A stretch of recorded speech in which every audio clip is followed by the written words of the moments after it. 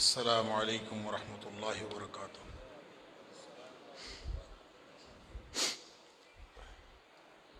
الحمد للہ الحمد للہ وکفا وسلام علی عبادہ الذین اصطفیٰ۔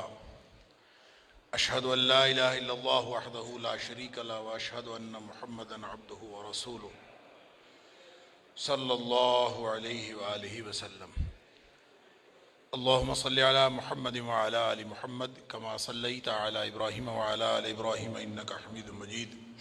اللہم بارک علی محمد وعلی آل محمد کما بارکت علی ابراہیم وعلی آل ابراہیم انک حمید مجید۔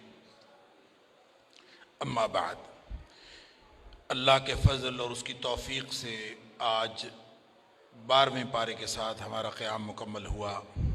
اللہ تعالی ہم سب کی طرف سے قبول فرمائے۔ 12ویں پارے میں سورہ ہود ہے اور سورہ یوسف کی پہلی 52 آیات ہیں۔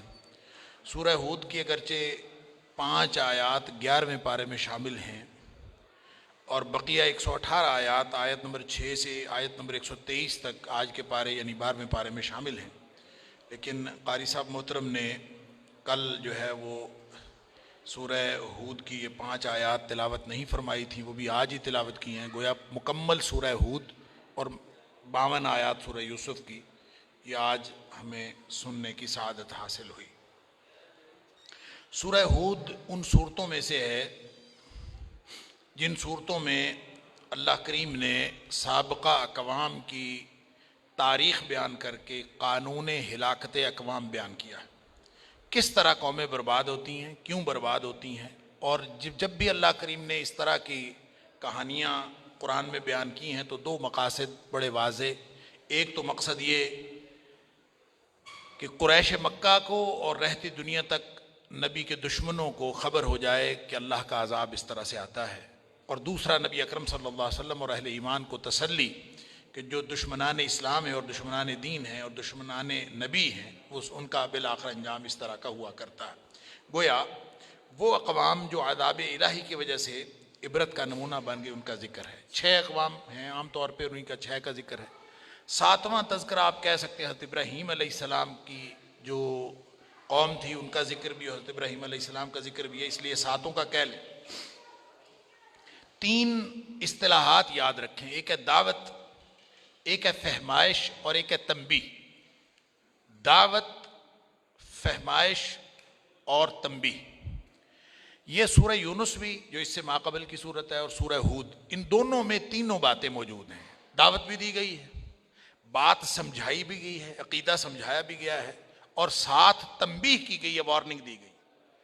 یہی مضمون آپ کہہ لیجئے سورہ یونس کا ہے اور یہی سورہ ہود کا ہے، اور لیکن تھوڑا سا فرق ہے کہ یہاں جو دعوت ہے وہ تھوڑی مختصر ہے سورہ ہود کے اندر، اور اس میں فہمائش کے اعتبار سے بھی استدلال کم ہے اور وعظ زیادہ ہے، جیسے بات سمجھائی جاتی ہے اور استدلال کم کیا جاتا ہے۔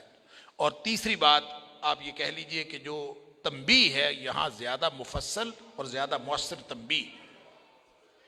اسی وجہ سے نبی اکرم صلی اللہ علیہ وسلم فرمایا کرتے تھے کہ شیبتنی ہود والواقعہ والمرسلات وعما یتساءلون واذا الشمس کورت، یا کبھی فرماتے تھے شیبتنی ہود واخواتھا، مجھے ہود، سورہ ہود اور اس کی جو دیگر اس جیسی صورتیں ہیں انہوں نے بوڑھا کر دیا، اور کبھی نام لیتے تھے ہود، واقعہ، مرسلات، اما یتساءلون، سورہ تکویر، انہوں نے مجھے بوڑھا کر دیا، کیونکہ اس کے اندر اللہ کریم نے جو وارننگ دی ہے وہ بڑی خوفناک قسم کی وارننگ ہے۔ توحید بنیادی طور پر یوں کہہ لیجئے اس کا مرکزی مضمون یہ ہے کہ توحید قبول کر لو اور معافی مانگ کر واپس آ جاؤ، اللہ اکبر، وَأَنِ اسْتَغْفِرُوا رَبَّكُمْ ثُمَّ تُوبُوا إِلَيْهِ يُمَتِّعْكُمْ مَتَاعًا حَسَنًا، واپس آ جاؤ گے تو اب بھی متاع حسن یعنی بہترین زندگی تمہاری منتظر ہے، دنیا میں بھی بہترین زندگی مل جائے گی، آخرت میں بھی بہترین زندگی مل جائے گی۔ آیت نمبر 1 سے لے کر 24 تک ابتدائیے کے طور پر توحید کا بیان ہے، پھر آیت نمبر 25 سے 49 تک حضرت نوح علیہ السلام کا قصہ، یعنی جو 6 اقوام کا ذکر ہے، تو وہ اللہ کریم نے آیت نمبر 25 سے 49 تک جو ہے وہ نوح علیہ السلام کا قصہ بیان کیا، جہاں اللہ کریم نے توحید کا تعارف کروایا ہے اور ابتدائی کے طور پر توحید کے مختلف پہلو بیان کیے ہیں۔ اس میں وہ اعتراضات بھی ذکر کر دیے ہیں جو نبی اکرم صلی اللہ علیہ وسلم کے اوپر وہ کرتے تھے. پھر انسانی فطرت اور جو اصلاحی ضابطے کے حوالے سے جب کبھی انسان کو کوئی مصیبت پہنچتی ہے تو یہ کیا کرتا ہے، اور جب اس کے اوپر کوئی خوشحالی آتی ہے تو یہ کیا کرتا ہے، یہ ایک ضابطہ ہے انسانی فطرت کا، وہ اللہ کریم نے یہاں آیت نمبر 9 سے 11 تک بھی بیان کیا ہے. اس کے علاوہ یہ سورہ یونس کی آیت نمبر 12 میں بھی ہے، سورہ بنی اسرائیل کی آیت نمبر 83 میں بھی، سورہ روم کی آیت نمبر 36 میں بھی، یعنی قرآن میں جگہ جگہ، اور سورہ روم کی آیت نمبر 33 میں، سورہ حدید کی آیت نمبر 23 میں اللہ کریم نے یہ ضابطہ بیان کیا. پھر وہ آپ پر اعتراض کرتے تھے کہ آپ کے ساتھ کوئی خزانہ کیوں کوئی نہیں، آپ غریب کیوں ہیں، پھر یہ کہ آپ کے ساتھ کوئی فرشتہ نازل کیوں نہیں ہوا. تو نبی اکرم صلی اللہ علیہ وآلہ وسلم کو فرمایا گیا کہ آپ ان کے اس طرح کے اعتراضات سے دل تنگ نہ کریں، اس لیے کہ آپ تو صرف ڈرانے والے ہیں، انما انت نذیر، آپ تو صرف ڈرانے والے ہیں، واللہ علی کل شیء وکیل، ہر معاملے میں آپ کا کارساز اللہ ہے، ان کی ہرزہ سرائیوں سے آپ قطعاً اپنا دل تنگ نہ کیجیے. پھر قرآن پر وہ اعتراض کرتے تھے کہ یہ خود ساختہ ہے، فرمایا کہ تم ایسے کرو 10 صورتیں بنا کے لے آؤ، 114 نہیں بنتی نہ بناؤ. 10 صورتوں کا چیلنج جو ہے اللہ کریم نے یہاں پہ فرمایا ہے. ویسے تو قرآن میں ایک صورت کا چیلنج بھی موجود ہے، لیکن یہاں 10 صورتوں کا، اور ساتھ فرمایا کہ یہ قرآن تو ایک علمی معجزہ ہے، انزل بعلم اللہ، یہ اللہ کے علم کے ساتھ نازل ہوا ہے. اللہ یہ علمی معجزہ ہے، وَلَا إِلَهَ إِلَّا هُوَ، اور اس کا بنیادی موضوع توحید ہے. اور علمی معجزہ اس اعتبار سے بھی کہ توحید رسالت اور قیامت کی تفصیلات اور تحقیقات پیش کرتا ہے، اور اثبات الوہیت اور رسالت کے دلائل دیتا ہے. اور یہ ہمیشہ بات یاد رکھیے، قرآن معجزہ اس اعتبار سے ہے کہ یہ حق ہے، اور جو حق ہوتا ہے اس کو کسی خارجی ثبوت کی، اپنے ثبوت کے لیے کسی خارجی دلیل کی ضرورت نہیں ہوتی. قرآن آپ اپنا ثبوت ہے. نبی اکرم صلی اللہ علیہ وسلم بھی حق ہیں، نبی کریم صلی اللہ علیہ وسلم کو بھی اپنی صداقت ثابت کرنے کے لیے کسی خارجی دلیل کی ضرورت نہیں ہے. خود نبی کریم صلی اللہ علیہ وسلم آپ کی ذات اقدس خود دلیل ہے، قرآن آپ اپنا ثبوت ہے. لہذا فرمایا اس کے اندر اثبات الوہیت اور رسالت کے دلائل ہیں، حلال و حرام کی تفصیل ہے، دین و دنیا کی رہنمائی ہے، گزشتہ امتوں کے عبرت آموز واقعات ہیں، قیامت تک آنے والے حوادث کلیہ کی خبر دی گئی ہے. یہ وہ باتیں ہیں جو قرآن کے علاوہ دنیا کی کسی کتاب میں نہیں ملتے، کسی نظریے نہیں ملتے. یہ اس سے بڑا اعجاز اور کیا ہو سکتا ہے. یہ ہے انزل بعلم اللہ وَلَا إِلَهَ إِلَّا هُوَ، اور اس کا جو بنیادی موضوع ہے وہ توحید ہے. پھر فرمایا ہاں دنیا جو چاہتے ہیں، من کان یرید الحیات الدنیا وزینتہا نوفی الیہم اعمالہم فیہا، اللہ دنیا چاہنے والوں کو دنیا مل جاتی، جن کا مطمع نظری دنیا حاصل کرنا ہے تو اپنی محنت کا رخ وہ اس طرف کرتے ہیں، اللہ تعالیٰ دے دیتا ہے. وَهُمْ فِيهَا لَا يُبْخَسُونَ، اس میں کوئی کمی نہیں ملتی. آپ دیکھیں دنیا میں بڑی بڑی خوشحالی لوگوں کو ملتی ہے، لیکن ایک بات یاد رکھیے، اولئک الذین لیس لہم فی الآخرۃ الا النار، جو دنیا کو ترجیح بنا کے زندگی گزارتے ہیں ان کے لیے سوائے جہنم کے آخرت میں ان کے لیے کچھ نہیں ہے. اللہ اکبر. فرمایا فرشتے ان کی بدکرداری کی گواہی دیں گے قیامت والے دن. یہ لوگ جب جائیں گے، پھر مومن اور کافر دو رویے ہیں، دو کردار ہیں. فرمایا کالاعمی والاصم، جو کافر ہے وہ ایسے ہے جیسے اندھا ہو اور بہرا ہو، اور جو مومن ہے والبصیر والسمیع، وہ ایسے ہے جیسے اللہ تعالیٰ نے اس کی بصارت عطا کی ہوئی ہے اور وہ سننے والا بھی ہے. پھر آگے نوح علیہ السلام کا قصہ آیت نمبر 25 سے 49 تک ہے، اور اس میں اس کی تفصیلات پہلے بھی آپ سن چکے ہیں کہ سب سے پہلا اعتراض سرداروں کو یہ تھا کہ آپ کے ساتھ کمتر لوگ کیوں، کہ جن کو جو آپ کے ساتھ ہیں، وَمَا نُرَاكَ اتَّبَعَكَ إِلَّا الَّذِينَ هُمْ أَرَاذِلُنَا بَادِيَ الرَّأْيِ، آپ کے ساتھ جو چھوٹے چھوٹے لوگ ہیں، کوئی مقام و مرتبہ والے لوگ تو ہیں نہیں، لہٰذا یہ ان کو اگر آپ ہٹا دیں پھر ہم آپ کے پاس آ جائیں گے. اللہ اکبر. حضرت نوح علیہ السلام نے اس کے جواب میں وَيَا قَوْمِ لَا أَسْأَلُكُمْ عَلَيْهِ مَالًا، میں مال مانگا کب ہے، تم امیر لوگ میرے قریب نہیں آتے، میں کوئی مال مانگ رہا ہوں تم سے، میں تو اجر اللہ تعالیٰ سے لیتا ہوں. تو یہ جو چھوٹے چھوٹے لوگ، جو کم تر لوگوں کو آپ کہتے ہو کہ آپ اس کو ہٹا دو، تمہیں یہ نہیں پتا کہ وَيَا قَوْمِ مَن يَنصُرُنِي مِنَ اللَّهِ إِن طَرَدتُّهُمْ، اگر میں ان کو چھوڑ دوں تو میری مدد اللہ کی طرف سے رک جائے گی. گویا اللہ کی طرف سے مدد آتی ہے جب آپ چھوٹے لوگوں کے ساتھ رہتے ہیں. اللہ اکبر. اور یہ مضمون بھی اللہ کریم نے قرآن میں دیگر جگہوں پہ بیان فرمایا ہے. پھر سرداروں کی ہٹ دھرمی، اور انہوں نے کہا کہ جناب قالوا یا نوح قد جادلتنا فاکثرت جدالنا فاتنا بما تعدنا ان کنت من الصادقین. بڑا جھگڑا ہو گیا، بہت دلائل کا تبادلہ ہو گیا، تو نے جو عذاب لانا لیا، دھمکی لگا دی. پھر اللہ تعالیٰ نے فرمایا نوح علیہ السلام کو تو کشتی بناؤ. کشتی بناتے رہے. مفسرین نے لکھا ہے 2 سال لگے کشتی بنانے میں، یا 200 سال بھی بعض لوگوں نے لکھا ہے، کیونکہ حضرت نوح علیہ السلام کی عمر 950 سال، تو انہوں نے تبلیغ کی ہے تو 150 سال کے قریب یا 1060 سال ان کی عمر تھی. تو بہرحال وہ 2 سال یا 200 سال وہ کشتی بناتے رہے. تو یہ بدبخت مذاق اڑاتے رہے. جب بھی دیکھتے تھے کشتی بن رہی ہے، بھائی یہ سمندر کہاں سے آئے گا، دریا کہاں سے آئے گا، کہاں یہ خشکی کے اوپر چلے گی، اس طرح کے مذاق اڑاتے تھے. جب بھی دیکھتے تھے کلما مر علیہ ملأ من قومہ سخروا منہ، وہ ہمیشہ مذاق کرتے رہتے تھے. بالآخر اللہ تعالیٰ نے جب وہ ایک وقت آ گیا، اللہ اکبر، تو اس میں پھر جو سب لوگوں کو سوار کرا لیا گیا. فقال اركبوا فيها بسم الله مجريها ومرساها، اس میں یہ اللہ کے حکم سے چلتی ہے. اور بالآخر پھر وہ جو واقعہ ہے کہ سارے لوگ جو اس میں سوار ہو گئے، بیٹا نہیں سوار ہوا. ایک بیٹا جس کا نام حام یا یام تھا، لقب اس کا کنان تھا، وہ شامل نہیں ہوا.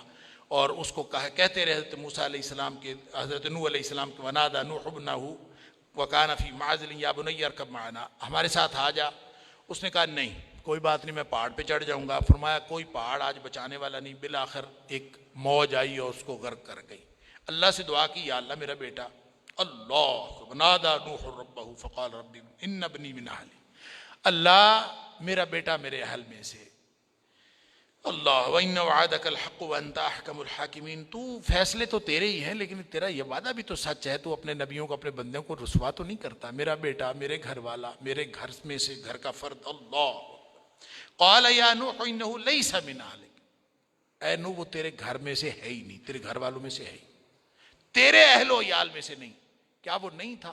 تھا، اہل و عیال میں سے تھا، آپ کا خون تھا. وہ نعوذ باللہ من ذالک کوئی حرامی بچہ نہیں تھا، وہ آپ کا خون تھا. لیکن فرمایا دلیل یہ ہے انہ عمل غیر صالح، جس کا عمل اپنے باپ کے عمل سے مطابقت نہیں رکھتا، عمل صالح نہیں ہے، وہ ایسے ہے جیسے وہ باپ کا بیٹا ہی نہیں ہے. اللہ اکبر. وہ جو اقبال نے کہا تھا، باپ کا سبق اگر بیٹے کو نازور ہو تو پھر پسر قابل میراث پدر کیوں کر ہو. اگر بچہ جو ہے وہ والد کے عمل پر اور والد کے کردار پر نہیں ہے تو اس کا مطلب ہے اس کی میراث کا وارث ہی نہیں ہے. پھر حضرت ہود علیہ السلام کی جو قوم ہے، قوم عاد، اس کا قصہ ہے. ہود علیہ السلام کی بے لوث دعوت ہے. یا قوم لا اسألکم علیہ اجرا، ہر نبی یہی کہتا رہا، آپ سے میں اجر نہیں مانگتا، کوئی چیز نہیں مانگتا، ان اجری الا علی الذی فطرنی.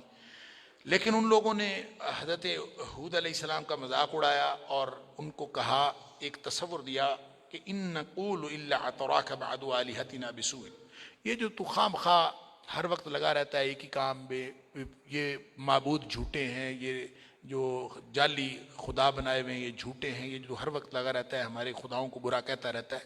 تو ہمیں یوں لگتا ہے کہ ہمارے معبودوں میں سے کسی کی پھٹکار تیرے اوپر پڑ گئی، کسی کی مار تیرے اوپر پڑ گئی، کسی نے جھپٹا مارا ہے، کوئی ایسی تیرے ساتھ کوئی ایسا معاملہ کیا ہے، وہ اس کو چھو گیا، اس سے تیرے سارے معاملات خراب ہو گئے. اللہ، یہ حال تیرا ہمارے ان خداؤں میں سے کسی بابے نے کیا ہے. یہ جو تصور ہے کہ یہ بابے ٹانگ توڑ دیتے ہیں اور فلاں کر دیتے ہیں، فلاں کر دیتے ہیں، یہ گویا تصور جو ہے یہ قوم عاد سے چلا ہے. اور یہ ان کی سنت ہے کہ جب بھی کوئی مسئلہ ہوتا ہے تو اہل اللہ کو یہ کہتے ہیں، اللہ والوں کو اور اہل توحید کو کہتے ہیں کہ جناب تمہارے اوپر تو فلاں کی مار پڑی ہوئی ہے، اس کی نوست پڑی ہوئی، اس لیے یہ معاملہ ہوا.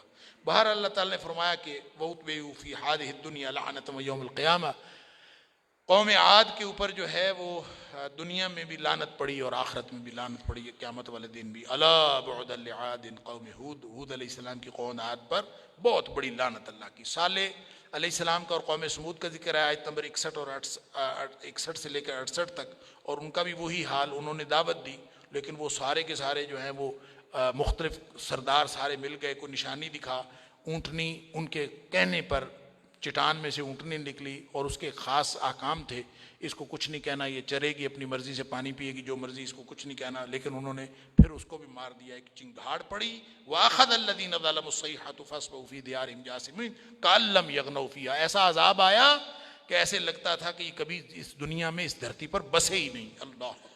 آگے ابراہیم علیہ السلام کا ذکر ہے اور قوم لوط کی تباہی کا ذکر آیت نمبر 69 سے 83 تک. یہ جب لوط علیہ السلام کی طرف فرشتے آئے ہیں نا، ان کو تباہ و برباد کرنے کے لیے، لوط علیہ السلام کی قوم کو جو بڑی بے حیا قوم تھی، تو پہلے وہ حضرت ابراہیم علیہ السلام کے پاس گئے. ابراہیم علیہ السلام چچا تھے اور حضرت لوط علیہ السلام بھتیجے تھے. تو حضرت ابراہیم علیہ السلام کے پاس گئے ہیں. وہاں پہ ایک اور کام بھی ان کو تھا کہ انہوں نے وہاں بیٹے کی خوشخبری دینی تھی حضرت ابراہیم علیہ السلام کو. تو وہ جب انہوں نے وہاں پہ خوشخبری دی، پہلے تو وہاں پہ گئے، اور یہ واقعہ قرآن میں کئی جگہ پہ ہے کہ جا کے بیٹھے ہی انسانی شکل میں تھے، حضرت ابراہیم علیہ السلام بنا ہوا بچڑا لا کے ان کے سامنے رکھ دیا۔ جب انہوں نے نہیں کھایا تو ابراہیم علیہ السلام کے دل میں بات آئی کہ شاید جو ہے یہ وَأَوْجَسَ مِنْهُمْ خِیفَةً، دل میں خوف محسوس کیا کہ یہ کوئی دشمن تو نہیں ہے، جو دشمن نہیں آ کے کھاتا تھا میزبان کے گھر سے، اس کا مطلب ہے کسی بری نیت سے آیا۔ انہوں نے کہا نہیں، کوئی ایسا مسئلہ نہیں، ہم تو فرشتے ہیں اور قوم لوط کی طرف بھیجے گئے ہیں۔ اور ساتھ جب انہوں نے فَبَشَّرْنَاهَ بِإِسْحَاقَ وَمِن وَرَاءِ إِسْحَاقَ یعقوب، انہوں نے خوشخبری دی کہ بیٹا بھی ہوگا، پوتا بھی ہوگا، سارے نبی ہوں گے۔ تو جو اماں جی کھڑی ہوئی تھی بڑی پریشان ہوئی، ہنسی بھی، اور انہوں نے کہا کیسے، یا ویلتیٰ أَلِدُ وَأَنَا عَجُوزٌ وَهَذَا بَعْلِي شَیخٌ، میں بانجھ ہوں، یہ میرا جو خامد ہے یہ بوڑھا ہے، کیسے ہوگا؟ إِنَّ هَذَا لَشَیْءٌ عَجِیب، بڑی عجیب بات ہے، بچہ کیسے ہوگا؟ قَالُوا أَتَعْجَبِینَ مِنْ أَمْرِ اللَّهِ، کیا تو اللہ کی جو اللہ کی طاقت ہے اور اللہ کا حکم ہے اس پر حیرت کا اظہار کرتی ہو؟ اللہ تعالیٰ جو چاہے کر سکتا ہے، سبحان اللہ۔ رحمت اللہ وبرکاتہ علیکم اہل البیت، اے اہل بیت، تمہارے اوپر اللہ کی رحمت اور اس کی برکتیں ہو گئیں۔ کس کے اوپر ہو گئی ہیں؟ اہل بیت کے اوپر۔ اہل بیت کون ہے؟ کس کو کہا جا رہا ہے؟ حضرت ابراہیم علیہ السلام کی زوجہ محترمہ کو کہا جا رہا ہے، گویا زوجہ ہی اہل بیت ہوتی ہے، یہ اللہ کا قرآن بتا رہا ہے۔ پھر ابراہیم علیہ السلام چونکہ نرم دل تھے، انہوں نے بتا دیا ہم تو کہ لوط علیہ السلام کی قوم کے اوپر عذاب لانے کے لیے ہیں، تو ابراہیم علیہ السلام کے دل کو خود کتی جیسے نرمی، دل کی نرمی ہو نا، تو بندہ کہتا ہے نہ ہی ہو تو ابراہیم علیہ السلام نے کہنا شروع کر دیا، فَلَمَّا ذَهَبَ عَنْ إِبْرَاهِيمَ الرُّوعُ وَجَاءَتْهُ الْبُشْرَىٰ وَيُجَادِلُنَا فِي قَوْمِ لُوط، لوط علیہ السلام کی قوم کے بارے میں جھگڑا شروع کر دیا کہ یار نہ جاؤ، نہ ان کے اوپر عذاب لاؤ، تم نے کیا مسئلہ ہے، نہ جاؤ، جھگڑنا شروع کر دیا۔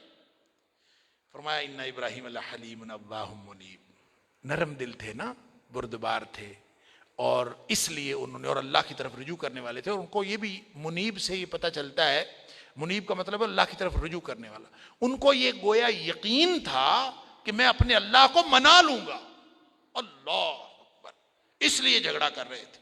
یا ابراہیم اعرض عن ھذا، ابراہیم اب چھوڑ دے، فیصلہ ہو چکا ہے، اللہ انہ قد جاء امر ربک، تیرے رب کا فیصلہ آ گیا، چونکہ فیصلہ ہو گیا اب اس میں کوئی تبدیلی نہیں ہونی۔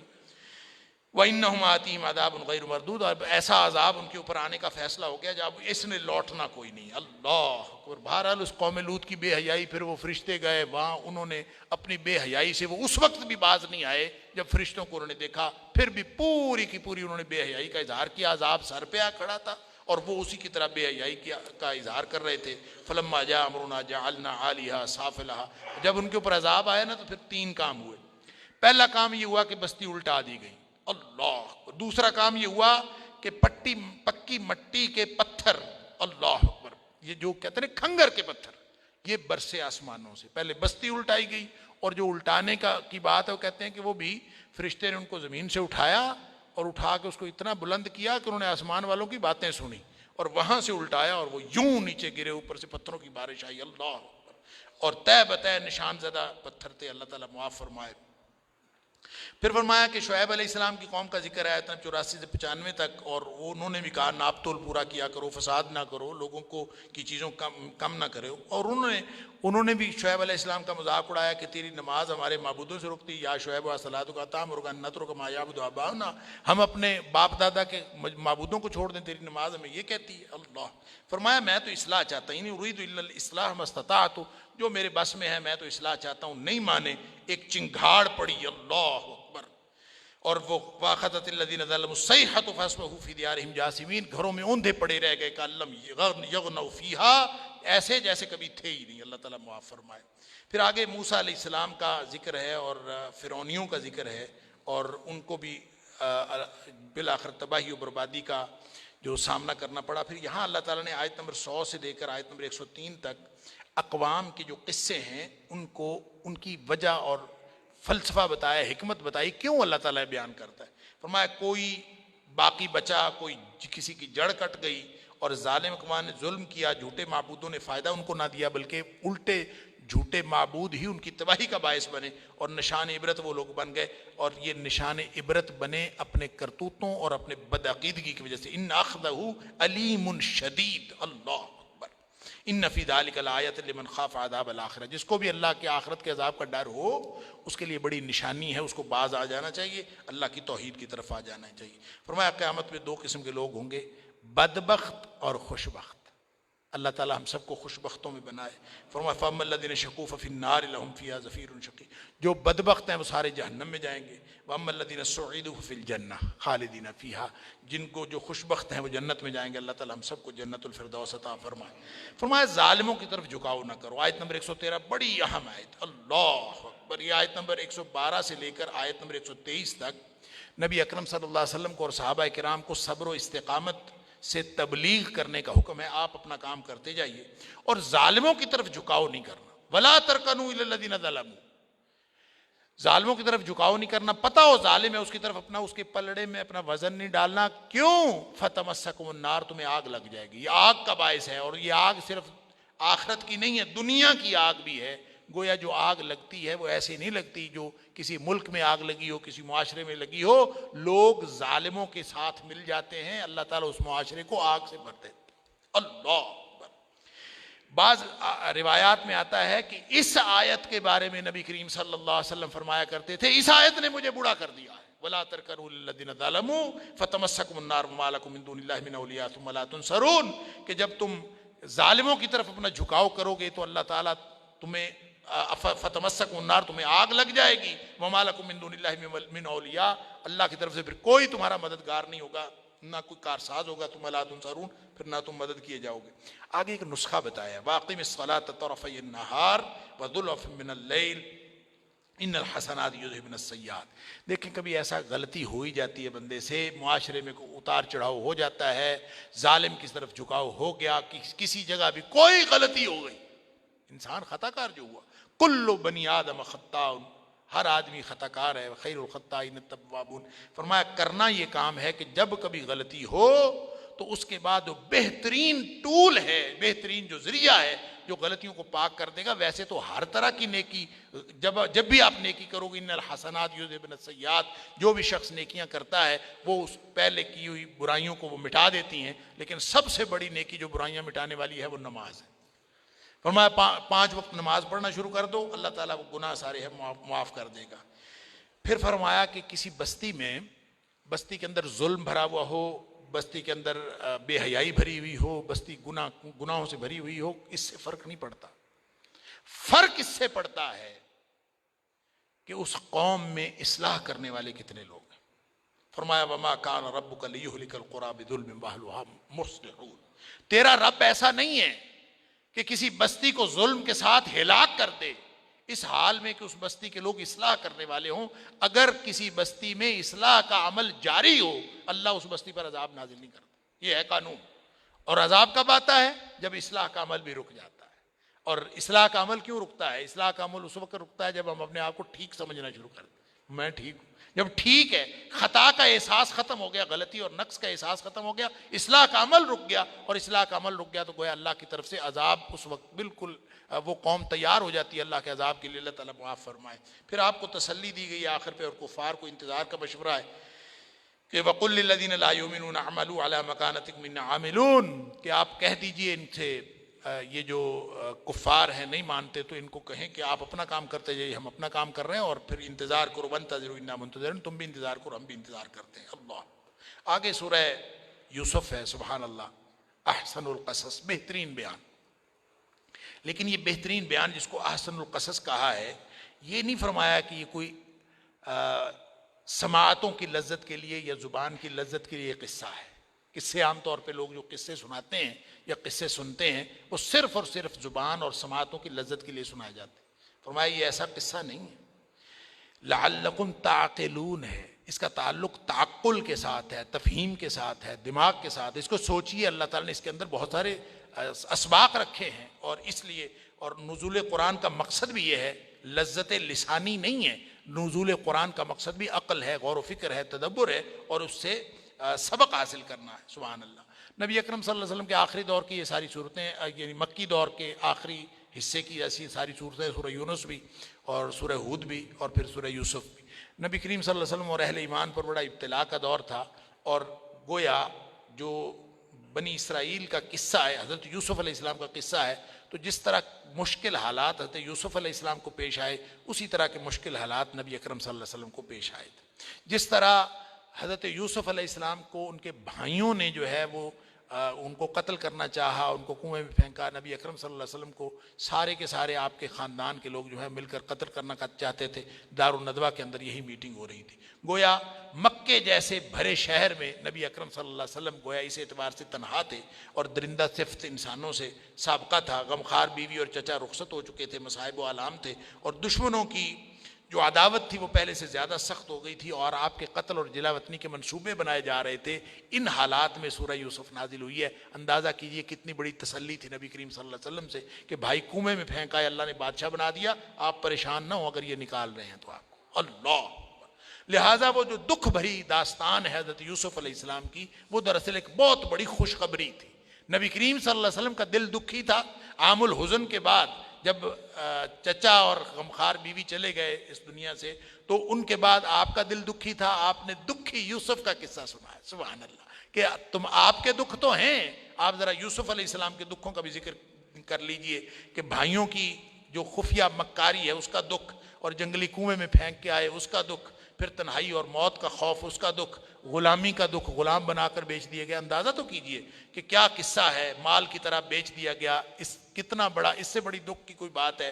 پھر عزیز مصر کی بیوی نے جو مکاری کی اس کا دکھ، پھر اسی طرح جو مصری عورتوں نے ورغلایا اور اس کی جو مصیبت، اور پھر اس کا دکھ، پھر قید خانے کی مشقت اور ابتلا، پھر اس کا دکھ، اللہ اکبر۔ پھر جا کے اللہ تعالیٰ نے جب حکومت عطا کی، اقتدار ملا، تو اقتدار کی اپنی آزمائش، اور پھر اس سے بڑی آزمائش کہ وہ بھائی جنہوں نے کنویں میں پھینکا تھا وہ منگتے بن کے سامنے کھڑے تھے، اس سے بڑی آزمائش بھی کوئی ہوگی؟ اللہ اکبر۔ تو وہ پوری کہانی اللہ تعالیٰ نے حضرت یوسف علیہ السلام کی نبی کریم صلی اللہ علیہ وسلم کے سامنے لا کھڑی کر دی، جو دکھوں کا مداوع بھی تھا، خوشخبری بھی تھی، اور دوسری طرف کچھ کہتے ہیں کہ سوال کیا تھا انہوں نے، قریش مکہ نے یہود مدینہ کی وساطت سے، وہ علمی سوال وہاں سے لے کے آتے تھے عام طور پہ، اور سوال یہ کیا تھا کہ یہ پوچھیں ان سے کہ بنی اسرائیل مصر کیسے پہنچے۔ اب یہ پرانی صدیوں کی کہانی تھی، انہوں نے کہا بھی کیسے پتا ہوگا؟ اللہ تعالیٰ نے پوری سورت یکبار کی نازل فرما دی، سبحان اللہ، اور اس میں وہ ان کے سوال کا جواب بھی آ گیا کہ یہ لوگ کیسے، ان کا اصل جو وطن تھا وہ تو فلسطین تھا، اور یہ وہاں پہ کیسے پہنچے۔ حضرت یوسف علیہ السلام اپنے 10 بھائیوں کے ساتھ 11ویں تھے، اور ان کو خواب آیا، اور خواب نبی کریم صلی اللہ علیہ وسلم نے فرمایا کہ نبوت کا 46واں حصہ ہوتا ہے خواب، لیکن وہ رویائے صالحہ ہوتے ہیں، نیک خواب، یا یوں کہہ لیجیے سچے خواب۔ ہر خواب سچا خواب نہیں ہوتا۔ خواب کی 3 قسمیں ہوتی ہیں۔ ایک خواب ہوتا ہے اضغاث و احلام، پریشان خیالی، ایسے الٹے پھر سیدھے خیال آتے رہتے ہیں، اور وہ ایک ہوتا ہے حدیث نفس، انسان کو بہت زیادہ فکر مندی ہو، پریشانی ہو، تو وہی رات کو خواب میں نظر آ جاتا ہے۔ امتحان کے دنوں میں بچوں کو بڑے خواب آتے ہیں امتحان کے، اور اسی طرح جو آدمی جو کام دن میں کرتا ہے وہ حدیث نفس، اس کی بھی کوئی حیثیت نہیں ہوتی۔ ایک ہوتا ہے رویا صالحہ۔ حضرت یوسف علیہ السلام کو خواب آیا۔ اب جی رویا صالحہ کی سب سے بڑی جو نشانی ہوتی ہے، ایک تو وہ واضح ہوتا ہے، اور اس کے اندر کوئی ایسی چیز نہیں ہوتی کہ جو بے سروپا ہو۔ اب خواب سیدھا سیدھا دیکھا کہ 11 ستارے ہیں اور سورج اور چاند ہیں اور مجھے سجدہ کر رہے ہیں، اللہ اکبر۔ تو اپنے والد صاحب سے خواب بتایا، والد صاحب بھی نبی تھے، انہوں نے خواب سنتے کہا یا بنی لا تقصص رؤیاک الی اخواتک فیکیدوا لک کیدا۔ بھائیوں کو نہ سنانا، ان کو پتہ ہوگا بھائی کیسے ہیں اور کیا سوچتے ہیں، ان کو نہ سنانا۔ حسد ہے نا اصل میں، تو حسد جو ہے وہ انسان کو کھا جاتا ہے۔ فرمایا نہ بتانا۔ اور یہ بات کہ کسی سے صرف یہ نہیں ہے، یہاں سے یہ بات سمجھ آتی ہے کہ اپنی کوئی اچھی بات کسی کے شر سے بچنے کے لیے یا کسی کے حسد سے بچنے کے لیے چھپا لینا، یہ بھی نبیوں کی سنت ہے۔ اور حضرت یعقوب علیہ السلام نے کہا کہ نہ بتانا۔ بہرحال انہوں نے ایک پلاننگ کی، اور اس کا تعلق خواب کے ساتھ تو نہیں تھا، یہ ان کی اپنی خباثت کے ساتھ تھا، یا پھر ان کو شیطان نے، اور یہاں حضرت یعقوب علیہ السلام نے فرمایا شیطان اصل میں حملہ کرتا ہے، تو شیطان نے ان کے دل میں یہ بات ڈالی کہ وہ بنیامین اور جو حضرت یوسف علیہ السلام ہے، یہ 2 سکے بھائی تھے، باقی 10 الگ تھے، اور یوسف علیہ السلام سے یعقوب علیہ السلام کو بہت زیادہ محبت تھی۔ انہوں نے کہا کہ یہ سائیڈ پہ ہو جائے تو ہمارے باپ کے ساتھ ہمارا جو محبت ہے باپ کی، یہ الگ ہوگا تو ہمیں پوری محبت ملے گی، ورنہ نہیں ملے گی۔ اس کا مطلب ہے نیت تو نیک تھی کہ باپ کی محبت لینا چاہتے تھے، لیکن بدبخت شیطان نے ایسی گیم سکھائی ان کو کہ یوسف علیہ السلام کو راستے سے ہٹاؤ گے تو ہوگا، حالانکہ اس کے لیے کوئی اور طریقہ بھی اختیار کیا جا سکتا تھا، لیکن بہرحال انہوں نے پہلے تو پروگرام بنایا قتل کر دیں گے، پھر کوئی ایک اس میں بھائی ہے جو قرآن کہتا ہے کہ وہ اس کے دل میں کچھ رمق تھی ہمدردی کی، وہ کہتا ہے نہیں کرنا بھی ہے نا، کنویں میں پھینک تو قتل ضرور کرنا ہے، تو کنویں میں پھینکا اور قافلہ ان کو لے کے چلا گیا مصر میں جا کے ان کو بیچ دیا، جس گھر میں بکے وہ عزیز مصر شہر کا وہ بڑا افسر تھا اس کے گھر میں، اور اس کی جو بیوی تھی وہاں جا کے جب یہ جوان ہو گئے گھر میں رہنا شروع کر دیا، اور وہاں پہ جو ہے نا اللہ تعالیٰ آداب سکھا رہا ہے یوسف علیہ السلام کو، اور پوری ٹریننگ ہو رہی ہے، اب حکمرانی اللہ تعالیٰ نے بعد میں عطا کرنی ہے۔ تو اس میں جب بیوی جو تھی اس عزیز مصر کی، اس کا دل آ گیا کہ اس جوان کے ساتھ جو ہے بدکاری کی جائے، اس نے اپنے سارے دروازے بند کر کے پلان کرنے کی کوشش کی، حضرت یوسف علیہ السلام دوڑ پڑے۔ اب یہ بڑی عجیب بات ہے کہ دوڑ پڑے، دروازے تو بند تھے، تو بند دروازے پر بھی دوڑ پڑے، کس بھروسے پر دوڑے؟ صرف اللہ کے بھروسے پر۔ تو اس کا مطلب یہ ہے کہ انسان جب اللہ کے بھروسے پر دوڑے تو پھر یا کوئی بھی برائی سے بچنے کی کوشش کرے تو اللہ تعالیٰ اس کی مدد کرتا ہے، اور پھر ویسے بھی اللہ تعالیٰ نے فرمایا وَلَقَدْ هَمَّتْ بِهِ وَهَمَّ بِهَا لَوْلَا أَن رَأَىٰ بُرْهَانَ رَبِّهِ۔ اس خاتون نے تو ارادہ کیا ہی تھا، یوسف علیہ السلام بھی ارادہ کر لیتے اگر انہوں نے اللہ کی طرف سے کوئی برہان نہ دیکھی ہوتی۔ اللہ کرے کہ ہم سب کو اللہ تعالیٰ وہی برہان عطا فرمائے، کوئی نہ دیکھ رہا ہو، اس نے ہے ہی تلک کہا تھا نا آجا، تو آجا کوئی کہے، نبی کریم صلی اللہ علیہ وسلم نے فرمایا کہ اگر کوئی خاتون کسی کو، کوئی صاحب نسب صاحب حسب کوئی خاتون کسی کو کہے آجا، اور وہ کہے اللہ کے ڈر سے کہے کہ میں نہیں آتا، تو اس کو اللہ تعالیٰ قیامت والے دن اپنے عرش کا سایہ نصیب کرے۔ یہ چھوٹا عمل نہیں ہے، بہت ہی بڑا عمل ہے۔ اللہ اکبر۔ خیر وہ جب بھاگے تو اس میں قمیض پھٹ گئی، اور اس میں پھر وہ نشانی کے طور پر انہوں نے کہا جی دیکھ لیں قمیض آگے سے پھٹی ہے پیچھے سے پھٹی ہے، اور ثابت ہو گیا کہ خاتون جو ہے وہ گناہ گار ہے، لیکن انہوں نے کہا کہ یوسف علیہ السلام کو سمجھایا بجایا کہ آپ کچھ مسئلہ نہ کریں۔ اس کے بعد پھر رہنا شہنا شروع کر دیا، لیکن بات نکلتے نکلتے بیگمات مصر تک پہنچ گئی۔ بے حیائی کا اندازہ کیجئے اس قوم کی کہ وہ ساری خواتین اس کو کہتی ہیں کہ پتہ چلا جی تو اپنے خامد پر تیرا دل اپنے غلام پر تیرا دل آ گیا۔ اس نے کہا اچھا میں تمہیں دکھاتی ہوں غلام کیسا ہے، یعنی ادھر سے ان کی بے حیائی کا اندازہ کیجئے اور ادھر سے اس خاتون کی بے حیائی کا اندازہ کیجئے۔ بہرحال اس نے ایک دعوت کی، ساری خواتین کو بلا لیا اور بلا کے وہاں پہ ان کے ہاتھ میں فروٹ کاٹنے کے لیے چھریاں دے دیں، اور وہاں ایک دم حضرت یوسف علیہ السلام کو آ جاؤ، یہ دیکھا اللہ اکبر، اپنے ہاتھ کاٹ بیٹھی، اور اس قدر وہ مبہوت ہو گئی حضرت یوسف علیہ السلام کے حسن پر۔ پھر وہ شیر ہو گئی، اس نے کہا یہ تھا جس کے لیے تم مجھے ملامت کر رہی تھی، اب پہلے تو یہ بچ گیا، اب نہیں میں بچنے دوں۔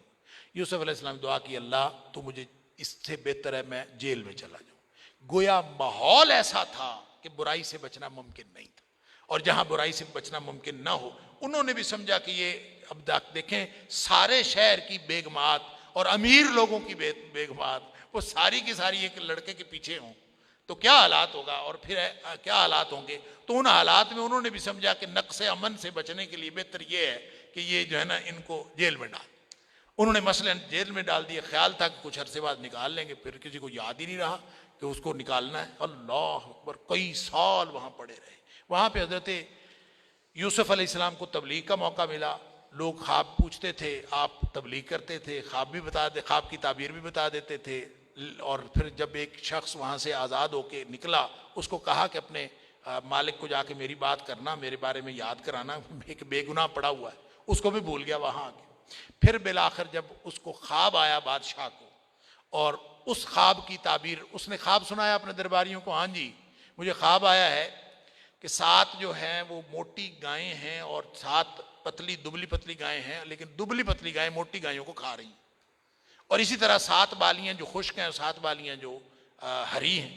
بس یہ دیکھا، انہوں نے دیکھا موٹی گائیں پتلی گائیں بالیاں خشک، اور یہ کیا اضغاث و احلام، قالوا اضغاث و احلام، ایک پریشان خیالی ہے کہ ایک خواب ہے۔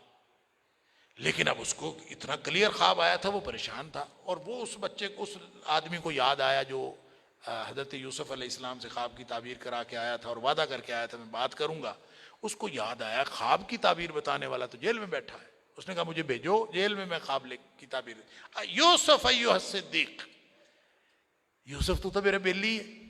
اللہ، ہمارے جیسا کوئی ہوتا نا کھڑا ہو جاتا تو بیلی، میری بات تو کی نہیں تھی. کئی سال بعد آ کے اللہ اکبر اس کو بھول گیا، اور کئی سال یوسف علیہ السلام کچھ نہیں کہا. اعلیٰ اخلاق دیکھیے، کچھ نہیں کہا. اس نے جا کے خواب کی تعبیر پوچھی، فوراً بتا دی کہ یہ جناب 7 سال اچھی پیداوار ہوگی، پھر اس کے بعد 7 سال قحط کے آئیں گے، تو یہ اس کے لیے پلاننگ کرنی پڑے گی. تم آ کے بادشاہ کو بتایا. بادشاہ نے سوچا بندہ تو ٹھیک ہے، اس کو بلاؤ، لے آؤ. وہ لینے کے لیے آئے. قال الملک اتونی بہ، اس کو لے آؤ. فلما جاء الرسول قال ارجع الى ربک. اب دیکھیں اتنے سال سے بے گناہ جیل میں پڑا ہے، اور ادھر سے پروانہ آیا کہ نکل آؤ. تو دنیا کا کوئی بندہ بھی ہو تو پہلے جیل سے نکلے گا نا، پھر کوئی بات کرے گا نا. تو کہتے نہیں میں نے نکلنا، واپس جاؤ اپنے مالک کے پاس، اور اٹھ کے جا کے پوچھو پہلے ریکارڈ ٹھیک کرو، وہ خواتین والا معاملہ کیا تھا. اللہ اکبر. اس قدر یہ فطری بات ہے کہ حضرت یوسف علیہ السلام کو چاہیے تھا کہ پہلے فوراً باہر نکلتے. نبی اکرم صلی اللہ علیہ وسلم کی حدیث ہے، آپ نے فرمایا میں اگر یوسف کی جگہ ہوتا اور مجھے یوں کوئی بلانے آتا تو میں سب سے پہلے باہر نکلتا، اس کی بات پر جب عجب تو میں اس کی بات پر لبیک کہتا. پہلے میں باہر نکلتا، پھر میں کوئی اور بات کرتا. اللہ، لیکن کیا کردار ہے اور کیا عظمت کردار کا قصہ ہے کہ پہلے جاؤ اور ریکارڈ ٹھیک کرو. تو پھر انہوں نے بلا لیا خواتین کو، ان کو پوچھا الآن حصحص الحق، اور پھر سارا حق نثر کے سامنے آ گیا. کئی سال جس تاریخ پہ اوپر گرد پڑی ہوئی تھی وہ اب نکھر کے سامنے آ گیا، اور پتہ چل گیا کہ حضرت یوسف علیہ السلام نے کسی بھی مرحلے پہ ذرہ بھر بھی لغزش کا مظاہرہ نہیں کیا. اللہ تعالیٰ ایسا کردار ہم سب کو بھی عطا فرمائے، اور اللہ تعالیٰ ہم سب کو قرآن سمجھنے اور عمل کرنے کی توفیق عطا فرمائے. وآخر دعوانا الحمدللہ.